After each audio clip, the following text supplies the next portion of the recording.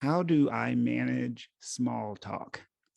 So, small talk is truly an art, y'all. And so I happen to work with lots of kiddos and lots of adults who are on the autism spectrum.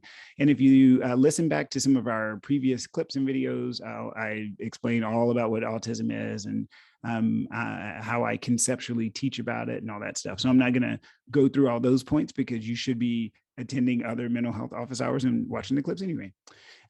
But small talk is a social skill that some people have a really difficult time with. And so this week I had a few folks who came in and they were like, you know what? I'm having a really hard time socializing and using small talk. And so I'm sure that there are some social experts out there in the world and that are listening to these clips. So by all means, if you're one of those folks, speech language pathology kind of type folks, then if I get this wrong, I apologize. You can send us an email to hello@simplypsych.com.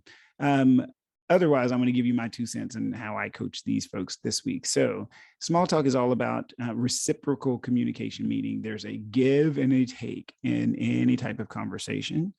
And so if you're a person that feels very uncomfortable with small talk, the first thing you have to remember is that most people really enjoy talking about themselves. Okay. They just do. That's just a human thing. Which is probably why I'm on here now doing all this talking. And so, yeah, so people like to talk.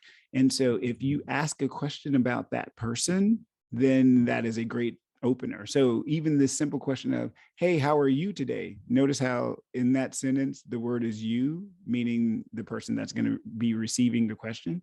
And they'll go, oh my God, I'm great. Well, then the next tip that I give a lot of my peeps is then follow up within the thread of what they just said. So in other words, don't go off topic. So if I say, hey, how are you today? And they say, oh my gosh, I'm great. That is not your cue to go, hey, what kind of shoes are you wearing? That would be a completely different line of questioning. And it kind of will feel out of left field. And so try to find something in that statement. So if they say, hey, I'm great. How are you? You'll answer the question, I'm great as well. Well, and then you can lead in with something about the great day. Oh, well, is it the weather? Like, what's going on then that has you in such a great mood? And then they'll explain whatever they're explaining. And then you take something out of that statement and you go to the next question. So, oh, well, what happened today? Oh my gosh. Well, I just, I got an extra chicken nugget when I went to Chick-fil-A. Then your next statement could be, wow, aren't Chick-fil-A nuggets really great and delicious? In which case, of course, they're going to affirm because Chick-fil-A nuggets are amazing, right?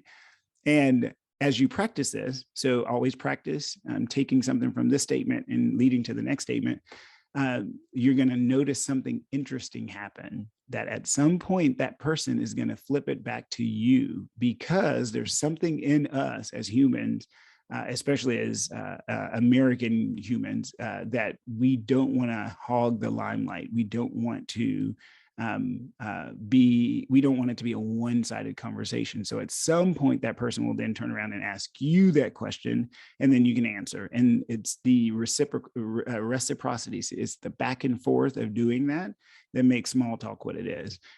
It is not always easy, especially when you're first starting.